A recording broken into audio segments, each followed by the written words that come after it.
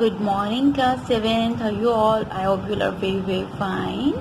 So guys, today we are going to start a new chapter, that is chapter number 3, that is fiber to fabric. So guys, you must have studied in class 6 about fiber and fabric, right? याद है आपको? आपने class 6 में भी fibre और fabric के बारे में पढ़ा था. चलो थोड़ा सा रिकैप्चुलेट कर लेते हैं. तो बेटा आपने पढ़ा था कि जो फाइबर्स होते हैं उन्हीं की वीविंग से, आपने पढ़ा था ऐसे ऐसे थ्रेड्स जो होते हैं उन्हें इस तरीके से वीव किया जाता है, तब जाकर फैब्रिक बनता है ना? पढ़ा था ना यान, फाइबर, फैब्रिक के बारे में कि फाइबर से मिलकर यान बनता है और यान जो होते हैं उन्हें प्रॉपर अरेंज करते हैं तो फैब्रिक बनता है, इस तरीके से वीव करता है, तो है ना? आपने ये भी पढ़ा था डिफरेंट टाइप के फैब्रिक होते हैं, है ना, जो डिफरेंट टाइप ऑफ फाइबर से बनते हैं, जैसे कि कॉटन, जूट और वूल, सिल्क, जो कि नेचुरल फाइबर्स हैं. और आपने सिंथेटिक फाइबर्स के बारे में भी पढ़ा था, है ना? अब आप फर्दर उनकी डिटेल जो है वो समझेंगे कि किस तरीके से वो जो फाइबर्स जो हैं, चाहे वो नेचुरल है या आर्टिफिशियल है, बनते हैं. ठीक है, so let's get started. Clothing is one of our basic needs. Humans started wearing clothes roughly 83,000 to 1,70,000 years ago. तो बेटा आप जानते हैं क्लॉथिंग हमारी बेसिक नीड है, और जो ह्यूमन बींग्स हैं उन्होंने कपड़े पहनना लगभग 83,000 से 1,70,000 ईयर्स पहले शुरू कर दिया था. क्लॉथ्स जो हैं वो इम्पॉर्टेंट है. Clothes are important as they cover our body, क्योंकि वो हमारी बॉडी को कवर करते हैं, प्रोटेक्ट करते हैं हमारी सराउंडिंग्स से, है ना? They protect us from extreme temperatures like the harsh cold during winter and the hotness during summer. गर्मियों में इतनी ज़्यादा गर्मी होती है तो उन गर्मियों में गर्मी से बचाते हैं हमें कपड़े, है ना?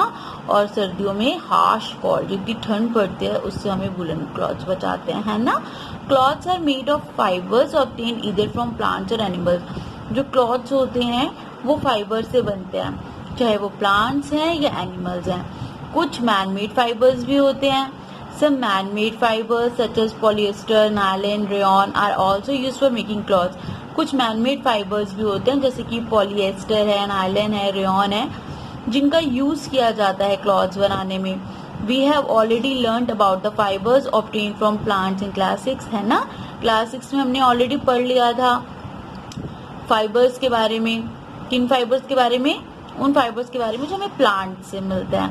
ठीक है, so in this chapter you shall learn about the fibers obtained from animals. So now what you are going to study? You are going to study about the fibers जो हमें किन से मिलते हैं? एनिमल्स से. ओके, क्लास 6 में आपने पढ़ा था उन फाइबर्स के बारे में जो हमें प्लांट्स से मिलते हैं, जैसे कि कॉटन है, जूट है ना? अब हम पढ़ेंगे उनके बारे में जो हमें एनिमल से मिलते हैं. ठीक है, चलो एक बार हम फाइबर्स के बारे में भी रिवाइज कर लेते हैं. भाई ये फाइबर क्या होते हैं? देखो बेटा, जो फाइबर्स होते हैं उन्हीं से मिलके यान बनता है, राइट? ये देख रहे हो बेटा, ये क्या है? ये रील है. यस, ये धागों की रील है, ये कॉटन का थ्रेड है, राइट? और उसको पूरी तरीके से रैप किया हुआ है इसमें, है ना? तो ये जो है ना बेटा, एक्चुअली हम बोल तो देते हैं इसको कि ये फाइबर है, बट एक्चुअली ये फाइबर नहीं है. ये क्या है? ये तो यान है, राइट? और ये जो यान होता है यही फर्दर किससे मिलकर बना होता है? फाइबर्स से, right? Okay, I will show you how. तो देखा बेटा आपने कि कैसे जो फाइबर्स हैं उनसे मिलकर यान बनता है. ठीक है, तो we have learned about clothes are made up of fibres. Fibres are long, fine, continuous filaments और थ्रेड्स. तो हमने देखा कैसे क्लॉथ जो हैं वो फाइबर से मिलकर बनते हैं. फाइबर्स लंबे लंबे होते हैं, फाइन कॉन्टिन्यूअस फिलामेंट्स होते हैं थ्रेड के. फाइबर्स दो तरह के होते हैं, नेचुरल और man made. Natural fibre, so guys आप देख सकते हैं ये जो फाइबर है, राइट, अगर हमने इसको ट्विस्ट किया है तो आप देख रहे हो ये छोटे छोटे जो इसमें जो अलग अलग थ्रेड्स नजर आ रहे हैं आपको, राइट? सो एक्चुअली बेटा क्या है, कि ये जो पूरा धागा सिंपली आपको दिखाई दिया इसे हम यार्न कहेंगे। और अब हमें जो ये डिफरेंट छोटे छोटे धागे नजर आ रहे हैं ये फाइबर है। तो आई होप आपको क्लियर हो गया है कि फाइबर में और यार्न में क्या अंतर है। यानी फाइबर्स जो होते हैं बच्चे, उन्हीं को हम जब आपस में अच्छी तरह से इंटरमिंगल करते हैं, ठीक है, तो जाकर यार्न बन जाता है। ओके, आई होप आपको क्लियर है। कोई डाउट है तो पूछ लेना, ठीक है। नेचुरल फाइबर्स जो जूट, कॉटन, वूल, सिल्क हैं, ये हमें प्लांट से मिलते हैं और एनिमल से मिलते हैं। मैनमेड फाइबर्स जैसे कि टेरिलीन है, टेरी कॉटन है, एक्रिलिक है, ये सब बेटा मैनमेड है, यानी कि सिंथेटिक। इन्हें हम लेबोरेटरीज में बनाते हैं, इंडस्ट्रीज में बनाते हैं, इसीलिए इन्हें हम सिंथेटिक फाइबर कहते हैं। Natural fibres are of 2 type. जो नेचुरल फाइबर्स हैं वो कौन कौन से हैं? Plant fibres and animal fibres. Plant fibres which are obtained from plant such as cotton, jute, flax etcetera. Plant fibres जो हमें प्लांट से मिलते हैं जैसे कि कॉटन है, जूट है, फ्लेक्स है। Animal fibres such as wool and silk are obtained from animals. Animal fibres हैं जैसे कि वूल है, सिल्क है, ये एनिमल से मिलते हैं। Wool is obtained from the hair of animals like sheep, goat, camel, यार्ड एक्सेट्रा। वूल जो होती है ना बेटा वो एनिमल्स के हेयर से बनती है, जैसे कि शीप है, गॉट है, कैमल है, yak etcetera. Silk is obtained from silk moth, और जो सिल्क है वो किससे ऑब्टेन होती है? सिल्क मोथ से। Do you know how sheep's hair is converted into fine wool? क्या आपको पता है कि किस तरीके से जो भेड़ होती है, शीप, उसके जो बाल है उनको कन्वर्ट किया जाता है फाइन वूल में, and then into fine woollen yarn, और बाद में वही फाइन वूलन यार्न में कन्वर्ट हो जाते हैं। How silk fibres are woven into fine silk fabric, और कैसे जो सिल्क फाइबर्स हैं body from escaping and also prevents the coldness of the surroundings from entering। तो ये बॉडी को बचाते हैं, राइट, कि उनकी जो बॉडी में हीट है वो बाहर ना जा पाए, और आसपास की जो कोल्डनेस है वो भी उनकी बॉडी में एंटर ना कर पाए, ठीक है।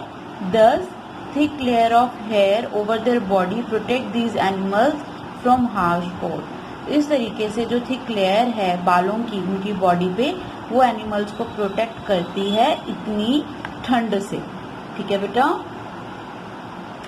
अब एनिमल्स दैट ईल्ड वूल, अब हम उन एनिमल्स की बात करेंगे बेटा जिनसे हमें वूल मिलती है। तो जैसे कि हमने पढ़ा sheep, goat, camel, yak etcetera.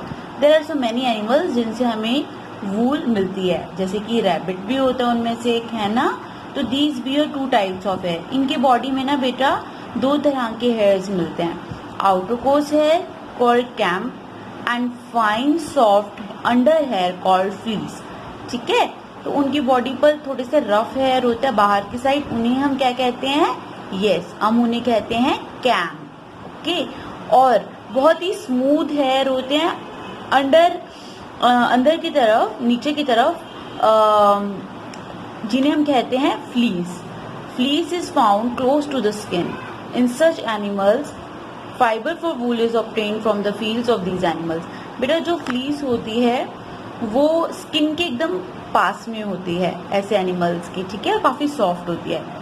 Fibre जो होता है वूल के लिए वो ऑब्टेन किया जाता है from the fleece of these animals, in animals की फ्लीस से, ठीक है। तो जो वूल वाला फाइबर है वो फ्लीस से पाया जाता है एनिमल्स की। Many breeds of sheep are found in India. बहुत सारी प्रजातियां हैं बेटा जो भेड़ों की जो इंडिया में पाई जाती हैं। इसके अलावा जो शीप है वो हमें दूध भी देती है, मीट भी खाते हैं कई लोग उसका, इसके साथ साथ वूल भी देती है। But are reared mainly to obtain wool in different parts of the world. लेकिन ज्यादातर जो शीप है उसको पाला जाता है वूल के लिए, वूल प्राप्त करने के लिए, ठीक है। तो मेन पर्पस जो है शीप पालने का वो क्या होता है? वूल, ओके।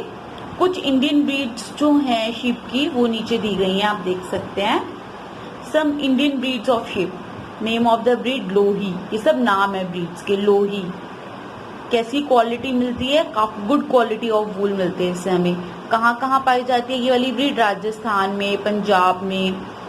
दूसरी ब्रीड है रामपुर बुशैर, ये इसकी ब्राउन कलर की फ्लीस होती है, ये यूपी में, हिमाचल प्रदेश में पाई जाती है। अगर आप कभी गए हो यूपी या हिमाचल प्रदेश तो ये आपको आमतौर पे वहां पर दिख जाएंगी, उनकी ब्राउन कलर की हेयर्स होता है बॉडी पे। थर्ड है नाली, ये जो कारपेट होता है हमारे, उसकी जो वूल होती है वो हमें इस ब्रीड से मिलती है, ये हमें राजस्थान, हरियाणा, पंजाब में मिलती है। फोर्थ ब्रीड है बकरवाल, ये जो हमारे शॉल्स होते हैं ना, वुलन शॉल्स, उनके देखा कितने सॉफ्ट होते हैं हेयर्स, तो वो जो है उसके लिए हमें वूल प्रोवाइड करते हैं, ये हमें JNK, जम्मू एंड कश्मीर में मिलते हैं। फिर फिफ्थ है मारवाड़ी, ये तो आपने नाम भी सुना होगा, इसकी वूल काफी कॉर्स होती है, यानी रफ होती है, ये हमें गुजरात में मिलती है। फिर है पटनवादी, ये हॉजरी यूज के लिए होते हैं, राइट, तो ये भी हमें गुजरात में मिलती है, राइट। सो अंगोरा जो वूल है ना बेटा, वेरी फेमस, ये ऑब्टेन होती है अंगोरा गोट से, बकरियां होती हैं, अब हम बकरियों की बात करें, गॉट्स की अंगोरा गोट है जिससे हमें अंगोरा वूल मिलती है। अंगोरा गॉट्स जो है ये फाउंड होती है हिली रीजन्स में, पहाड़ियों में पाई जाती हैं ये बकरियां, जैसे कि जम्मू एंड कश्मीर है। पाशमीना वूल जो ऑब्टेन होती है वो कश्मीरी गोट्स जो है उनसे पाई जाती है। तो आपने एक तो ये देखा अंगोरा वूल जो हमें अंगोरा गोट से मिलती है, फिर पाशमीना वूल है जो हमें कहाँ से, कश्मीरी गॉट्स में से मिलती है। फिर जो याक वूल है वो हमें याक्स की जो फ्लीस से जो हमें वूल मिलती है वो हमें ऑब्टेन होती है तिब्बत और लद्दाख, यानी जो तिब्बत और लद्दाख में पाए जाते हैं ना याक, उनसे। ओके, अब हम आगे देखते हैं। तो हमने हिप्स की भी बात कर ली, हमने गॉड्स की भी बात कर ली, अब हम बात करते हैं कैमल्स की। Camels have very fine, soft and expensive underfur. जो बेटा कैमल्स होते हैं ना, उनकी बहुत ही फाइन, सॉफ्ट और महंगी फर होती है, अंडरफर। अल्पैका, लामा, ये जो हैं ये बाकी एनिमल्स हैं जो कि कैमल की फैमिली जो होती है, मतलब कैमल जैसे ही दिखते हैं, ये भी हमें वूल देते हैं, राइट। जो वूल ऑब्टेन होती है इन एनिमल से बहुत सॉफ्ट होती है और बहुत हल्की होती है। ये जो एनिमल्स होते हैं कहाँ पाए जाते हैं, ये पेरू नाम की एक कंट्री है साउथ अमेरिका में, वहां पाई जाती है। बोलीविया, अर्जेंटीना, यहाँ पाए जाते हैं। यहाँ आप इनकी इमेजेस देख सकते हैं। ये हमने अंगोरा गोट की बात की थी, ये वो है, देख लो कितनी हैवी फ्लीसेस की। फिर कश्मीरी गोट है, उसके बाद ये है आपका लामा, राइट, और देख रहे हो और ये अल्पाका, इनको कैमल की ब्रीड का माना जाता है क्योंकि इनकी बॉडी के जो हेयर्स है ना वो कैमल जैसे होता है, ठीक है। So now we will proceed. यहाँ बेटा एक एक्टिविटी है हमारे पास, activity 1, make a list of animals rare for getting wool. आपको लिस्ट बनानी है उन एनिमल्स की जिनको हम पालते हैं वूल प्राप्त करने के लिए। Collect their pictures and paste them in your scrap book. आपको कलेक्ट करनी है इनकी पिक्चर्स और अपनी स्क्रैप बुक में पेस्ट करनी है। Also find out their local names, और आपको ये भी देखना है इनकी लोकल, यानी कि जो जैसे कि जो बकरियां कश्मीर में मिल रही हैं तो उन्हें वहां पर किस नाम से बुलाया जाता है, राइट, उनका लोकल नेम क्या है। ऐसे ही शिप्स का, ऐसे ही कैमल्स का, ठीक है बेटा। तो इस तरीके से हमें ये बताना है। अब है some breeds of sheep bear only a coat of fine hair. कुछ जो ब्रीड्स होती है ना बेटा शीप की, उनमें सिर्फ फाइन हेयर्स की कोटिंग होती है, मतलब ज्यादा वूल नहीं होती है उनकी बॉडी पे। ऐसे एनिमल्स जो होते हैं इनको सिलेक्टिव ब्रीडिंग के जरिए पाला जाता है। अब ये क्या होता है भाई, सिलेक्टिव ब्रीडिंग जो है ये वो प्रोसेस है जिसमें कि हम क्या करते हैं, हम ऑब्टेन करते हैं उन एनिमल्स को या प्लांट्स को जिनके अंदर डिजायर्ड और स्पेशल कैरेक्टरिस्टिक्स होते हैं। फॉर एग्जाम्पल मैं आपको बताती हूँ, मान लीजिए, क्योंकि इसमें आपने देखा ना दोनों का नाम है, एनिमल्स को भी और प्लांट्स को भी, तो हम ऐसे में क्या करते हैं, हम उन्हीं एनिमल्स जो हैं उनको प्राप्त करते हैं या प्लांट्स को जिनके अंदर हमें पर्टिकुलर कैरेक्टरिस्टिक्स चाहिए होते हैं। जैसे मान लो गन्ना है, गन्ना हम प्लांट है, राइट, हमें चाहिए एकदम मीठा गन्ना चाहिए कि गन्ना मीठा भी हो और लंबा भी हो। तो हम इस तरीके की, आप सीनियर क्लासेस में डिटेल में पढ़ेंगे, हाइब्रिडाइजेशन, इस तरीके से ऐसे प्लांट्स जो है उन्हें ऑब्टेन करते हैं जिनमें जो है जैसे उस गन्ने में मिठास भी हो और काफी लंबा भी हो। ऐसे ही अगर हमें स्पेशल सेलेक्टिव ब्रीडिंग के जरिए शीप्स ऑब्टेन करनी है तो हम ऐसी शीप्स ऑब्टेन करेंगे जिनकी स्किन पे ज्यादा से ज्यादा जो है हमें वूल मिल सके और ज्यादा से ज्यादा सॉफ्ट हेयर हो, ठीक है। तो स्पेशल कैरेक्टरिस्टिक्स और मतलब जो हमें कैरेक्टरिस्टिक्स चाहिए उनको ध्यान में रखते हुए जब हम सिलेक्टिव ब्रीडिंग कराते हैं और उन्हीं प्लांट्स या एनिमल को ऑब्टेन करते हैं, ठीक है।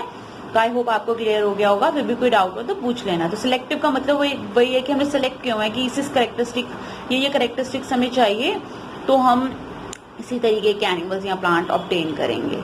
ठीक है।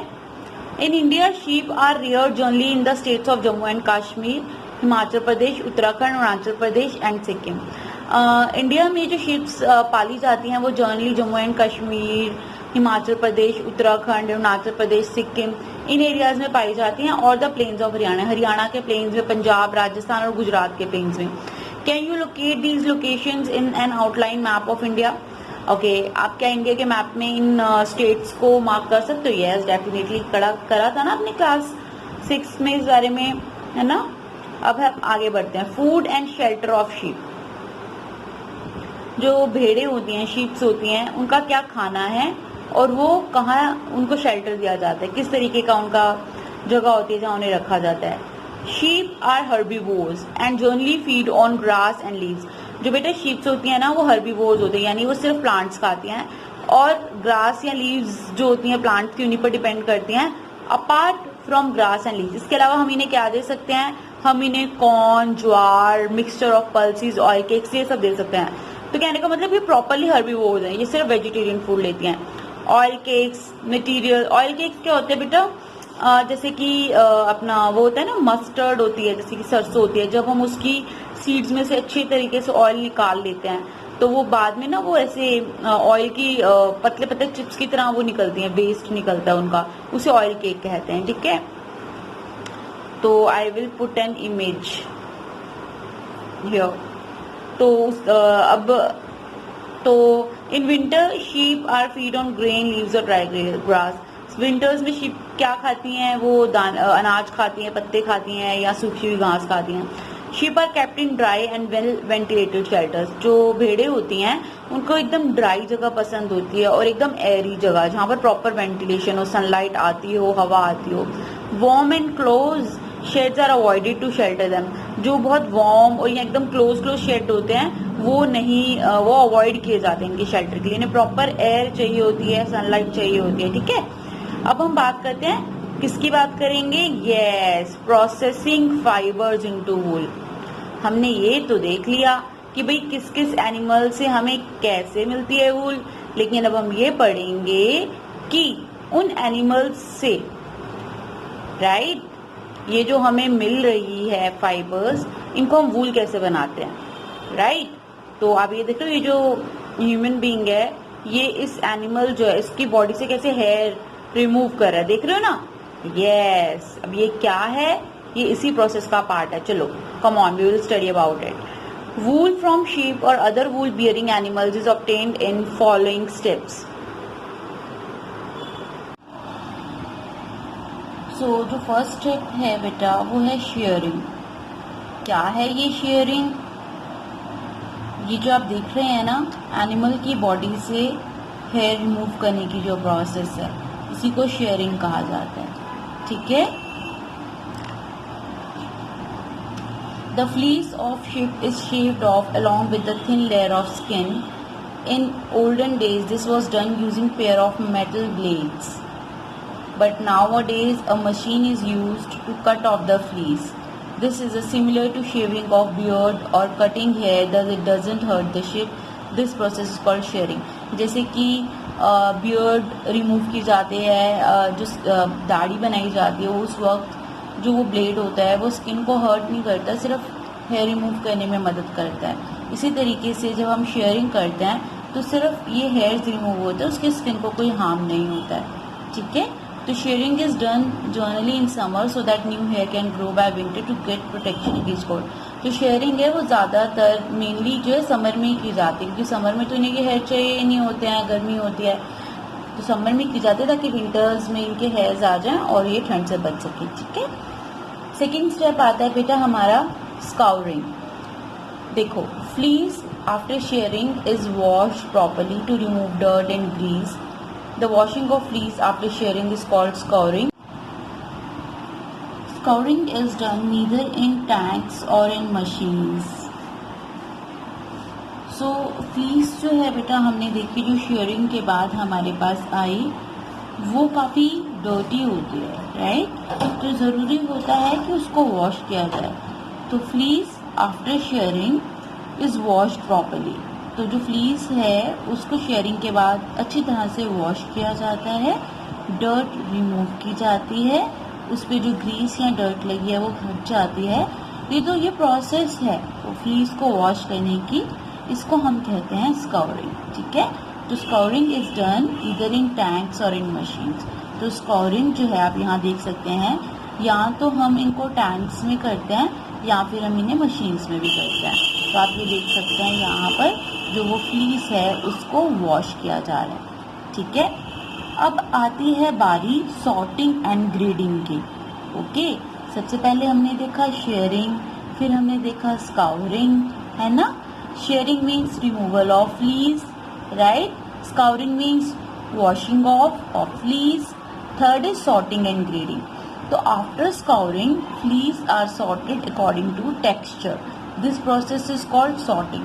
अब जो बेटा स्काउरिंग हो जाती है, उसकी सफाई हो जाती है, तो अब जो फ्लीस होता है उसको ना सॉर्ट किया जाता है उसके टेक्सचर के हिसाब से कि वो सॉफ्ट है या हार्ड है, क्या है, उस हिसाब से उसको अलग अलग किया जाता है, ठीक है। तो सॉर्टिंग क्लियर हो गया आपको। यहाँ आप देख सकते हैं सॉर्टिंग हो रही है, जो स्मूथ है उन्हें अलग किया जा रहा है और जो हार्ड है उनको अलग किया जा रहा है। हार्ड को हम कॉस भी कहते हैं, ठीक है। Grading involves grouping wool fibers according to their length, color and texture. अब बारी आती है ग्रेडिंग की। ग्रेडिंग में क्या होता है, इसमें जो वो वूल फाइबर्स होते हैं ना, उनको उनकी ग्रुपिंग की जाती है, उनकी लेंथ, कलर और टेक्सचर के हिसाब से उन्हें अलग अलग ग्रुप में बांट दिया जाता है। Grading can also be done according to the quality of वूल।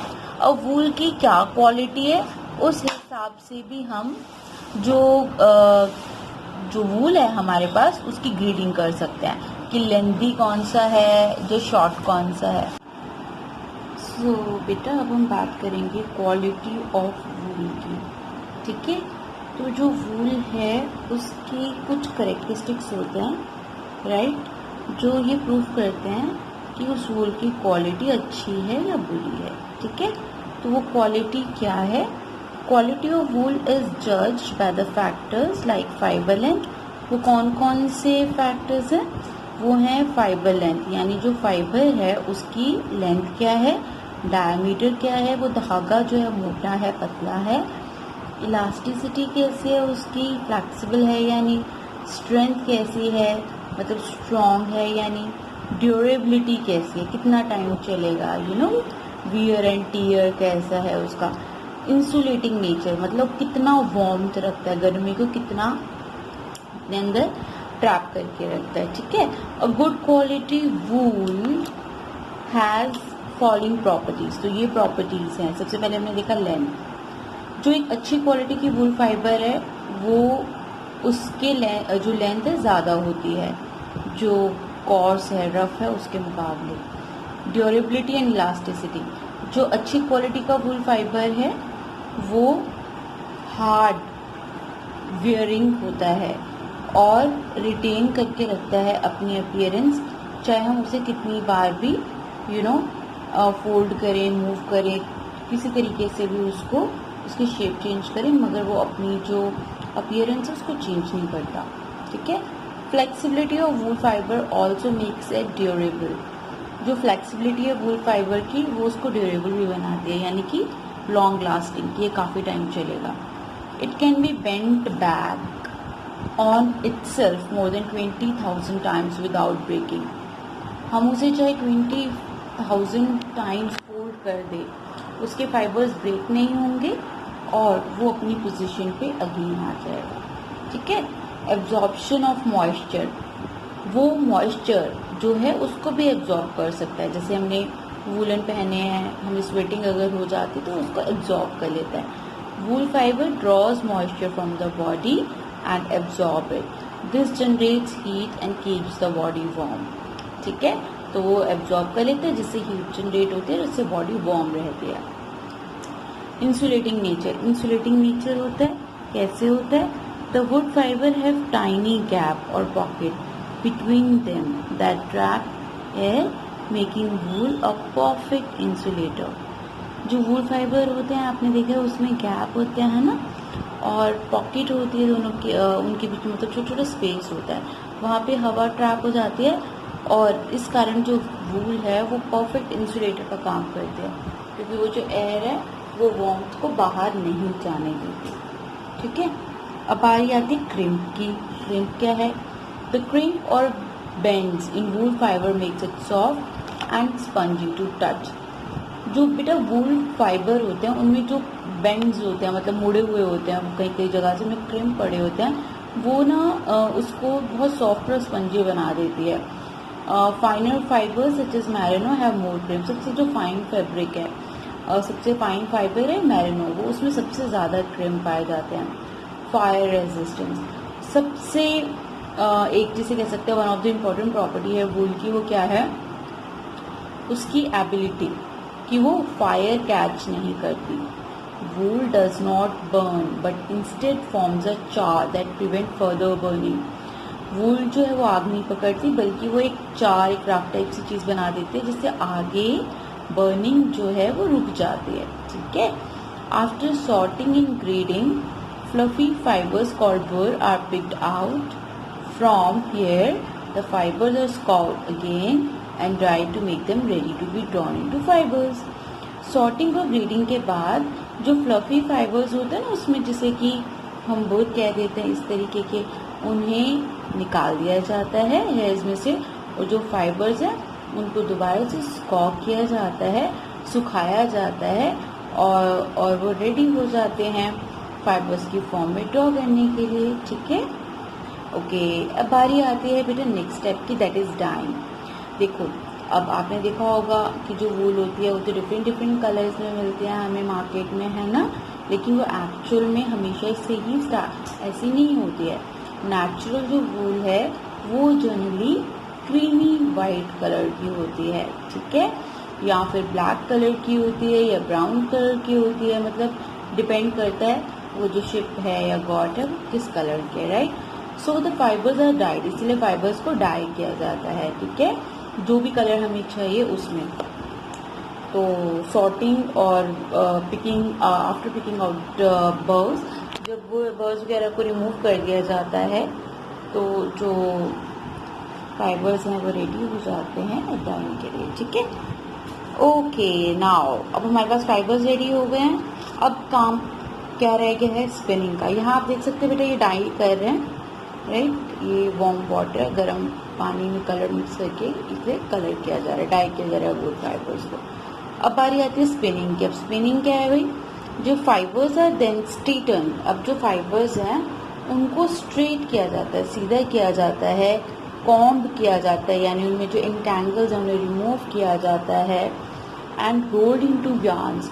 और आपको मैंने बताया था ना कैसे फाइबर्स को आपस में इंटरमिंगल कर कर रोल कर कर यार्न में कन्वर्ट करते हैं ना, तो यार्न में कन्वर्ट कर दिया जाता है। The longer fibres are made into wool, और जो लंबे लंबे फाइबर्स होते हैं उनसे वूल बना ली जाती है, which is used in knitting sweaters, जिसका यूज़ किया जाता है स्वेटर बुनने में। The shorter fibres are use to weave woollen fabrics, जो शॉर्टर फाइबर्स होते हैं उनका यूज़ किया जाता है ऊनी फैब्रिक्स को बुनने में। ठीक है, तो अब आप यहाँ देख सकते हो ये स्पिनिंग मशीन है, यहाँ पर ये जो देख रहे हो ना बड़ी बड़ी रील्स हैं, ये स्पिन किया जा रहा है यहाँ इनको। ठीक है, अब है यूजेस ऑफ वूल। वूल की क्या यूजेस हैं? Wool has a following uses, देखो ये यूजेस हैं। It is use to make winter wear like sweaters, shawls etcetera. इनका यूज़ किया जाता है सर्दियों के कपड़े बनाने के लिए, जैसे कि स्वेटर्स हैं, शॉल्स एक्सेट्रा। और इनका यूज़ किया जाता है ब्लैंकेट्स बनाने के लिए, कारपेट्स बनाने के लिए, अपहॉल्स्ट्री बनाने। अपहॉल्स्ट्री मतलब जो आपका फर्नीचर होता है, सोफ़ाज और चेयर्स, इनकी जो कवर्स होते हैं उसे अपहॉल्स्ट्री कहते हैं। तो वूल का यूज़ इनके कवर्स बनाने के लिए भी किया जाता है। It is use for sound proofing, sound proofing के लिए भी किया जाता है। जब हमें साउंड प्रूफ रूम बनाने होते हैं, साउंड प्रूफ कर्टन्स जो हैं उनके अंदर, एम्फी थिएटर्स होते हैं उनमें, तो जब हमें साउंड प्रूफिंग की ज़रूरत होती है तो भी वूल का यूज़ किया जाता है। ठीक है, तो आई होप आपको ये क्लियर हो गया है। तो यहाँ पर फिनिश हो जाता है वूल का कॉन्सेप्ट कि वूल को हम किस तरीके से कहाँ से जो है प्राप्त करते हैं और किस तरीके से फाइनली वो मार्केट में आती है और बाद में हम उसको यूज़ कर पाते हैं। ठीक है, तो अभी इस वीडियो में इतना ही। नेक्स्ट वीडियो में हम पढ़ेंगे सिल्क के बारे में डिटेल में कि जो सिल्क है वो उसका सोर्स क्या है, वो कहाँ से मिलता है हमें। ठीक है, और उससे फैब्रिक कैसे रेडी होता है। ठीक है, so till then take care, bye bye.